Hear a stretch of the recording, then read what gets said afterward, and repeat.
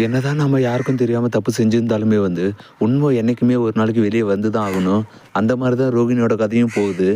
சிறுகடிக்கு ஆசை சேரும் நேரில் அனைவருக்கும் வணக்கம். இன்றைக்கான எபிசோடில் என்னென்னலாம் இன்ட்ரெஸ்டிங்காக நடக்க போகுதுன்றதை நாம் இந்த வீடியோவில் பார்க்க போகிறோம். அதுக்கு முன்னாடி நீங்கள் நம்ம சேனலுக்கு ஃபஸ்ட் டைம் வரீங்கன்னா மறக்காமல் சப்ஸ்கிரைப் பண்ணிட்டு வந்துருக்கு.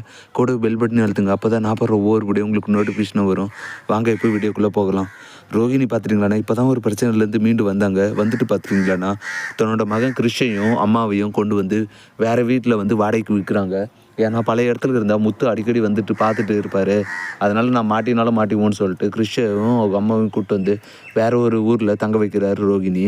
இதனால் பார்த்துட்டிங்களாண்ணா அப்பாடா ஒரு வழியாக பிரச்சனைலாம் முடிஞ்சு இவங்களுக்கு எல்லாம் தேவையானதெல்லாம் வாங்கி கொடுத்துட்டு கிறிஷை ஒரு வேறு ஸ்கூலில் நல்ல ஸ்கூலில் பார்த்து சேர்த்தணும் அப்படின்ற மாதிரி ரோகிணி பிளான் பண்ணுறாங்க. அதுக்காக பார்த்தீங்கன்னா கிறிஷை ஸ்கூலுக்கு சேர்த்துறதுக்கோசம் கூப்பிட்டு போகிறாங்க.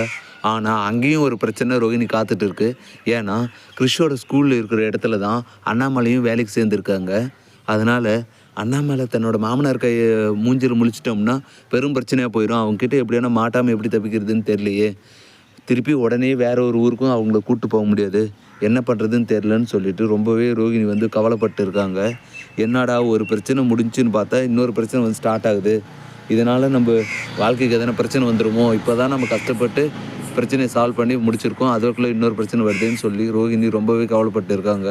எப்படியோ ஒரு வழியாக அண்ணாமலைக்கு தெரியாமல் ஸ்கூலில் போய் அட்மிஷன் போட்டு சரி இதுக்கு மேலே அடிக்கடி இந்த ஸ்கூலுக்கு வந்தால் நான் மாட்டிவோன்னு நினச்சிட்டு கிறிஷை மட்டும் வீட்டில் கொண்டு வந்து விட்டு அமைதியாக வீட்டுக்கு போயிடுறாங்க.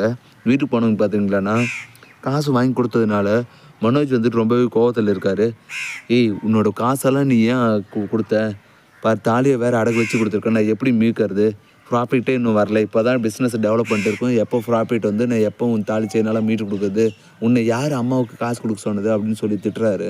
அதுக்கு ரோஹிணி இருந்துக்கிட்டு என்னதான் இருந்தாலும் அவங்க என்னோடய மாமியா, அவங்க கஷ்டப்படும்போது நான் சும்மா இருக்க முடியாது இல்லையா, அதனால தான் எடுத்து கொடுத்தேன், நீ மீட்டு கொடுக்கலனா பரவாயில்ல, நானே எதனா சம்பாரித்து மீட்டுக்கிறேன் அப்படின்ற மாதிரி சொல்கிறாங்க.